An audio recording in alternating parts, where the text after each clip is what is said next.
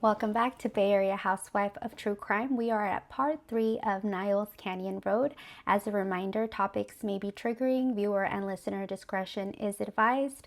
The people mentioned are innocent until proven guilty in court. November 21st, 2003, Argus article provided that Allison Inocencio, Kenneth Moore, and Christopher Gobb were arrested for the attempted murder and kidnapping. Allison asked a man to go with her to visit a family member's grave at the Holy Sepulchre Cemetery in Hayward. They got to the cemetery around 12:30 p.m. on a Tuesday, and as they parked, two men pulled up in a white van, got out, and began attacking the man.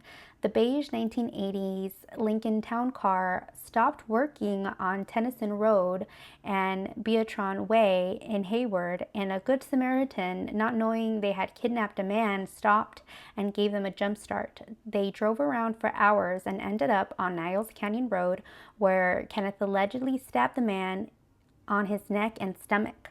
Somehow the man managed to escape, and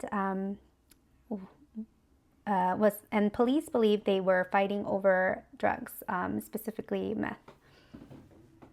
In May of 2006, Oakland Tribune article reported that the body of 32-year-old Reyes Sanchez Carvajal was found on November 9, 2003, stuffed in a plastic bag on Niles Canyon Road. The coroner had a hard time identifying the man because battery acid had been poured all over his face. He was killed by his cousins, two brothers who had fled to Mexico, 39-year-old Nicasio Carvajal Leon.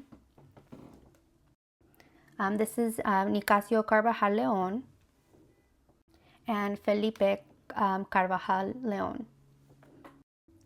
Nicasio lived in Hayward and Felipe lived in Stockton. The motive for killing their cousin was that he was having relations with a female relative of theirs. The murder took place at one of the family's home in Stockton. The victim, Reyes Sanchez Carvajal, went by the name of Sergio Munoz.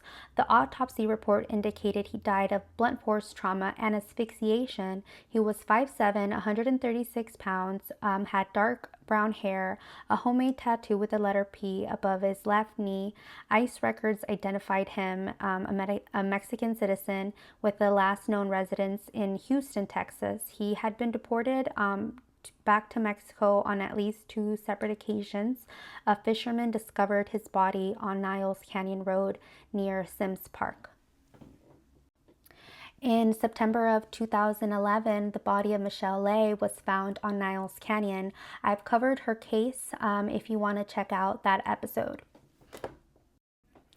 January 29, 2016, Alameda Times-Star article reported that a 53-year-old man named Mohammed Zareen Khan and a 60-year-old named Manuel Trujillo were convicted of first-degree murder of 27-year-old Fernando Lopez and the attempted voluntary manslaughter of Francisco Lopez, 27-year-old Francisco Lopez. They murdered him, and they tried to also murder his brother, Fernando Lopez. Manuel was handed a 31 years life in prison, and Mohammed was sentenced to 32 years and 2 months to life in prison. On August 26th of 2010, Francisco's lifeless body was found on Niles Canyon Road. He had been dead for 6 months. He was the father of 2 girls and had a girlfriend who loved him very much. On February 26, 2010, at 2 a.m., the Lopez brothers broke into an illegal marijuana farmhouse owned by Mohammed on Standish Ave in Hayward. They were held captive and threatened with pit bulls and guns. When Mohammed and Manuel arrived, they started beating the brothers up. Fernando managed to escape while the hermanos were being transported to another location. Cami Libaski, Francisco's girlfriend, was sitting outside of their car while the home was being burglarized. She actually saw the brothers get caught and started chasing them as they were being taken to another location. She was actually even pulled over by a California Highway Patrol officer, and despite catching the officer up on what was going on, he did not believe her and just gave her a speeding ticket. The three other men involved took a plea deal. Cami, Francisco, and Fernando were from East Palo Alto. Mohammed and Manuel were given a new trial after their defense attorneys discovered a jailhouse phone call recorded that had not been previously introduced to evidence.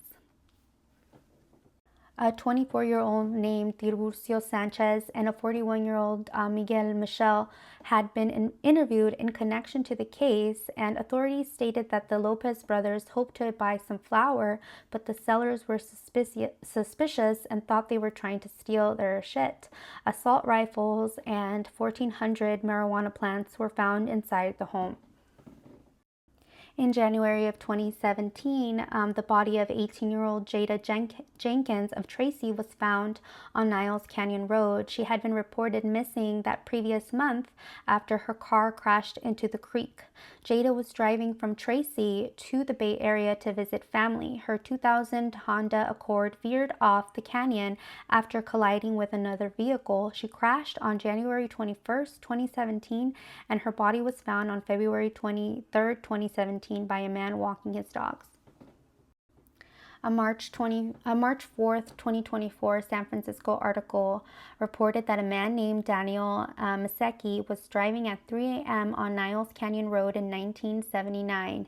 He was 19 years old at this time, and he had just finished his 12-hour shift at his job in Union City as a mechanic. Daniel says he saw a glimmer of light in his rear view mirror, felt the hand of a woman on his shoulder, and then her voice telling him to slow down. He believes this woman saved her life. When he looked back to see, there was an empty seat where in the car where he heard the woman where she appeared to be.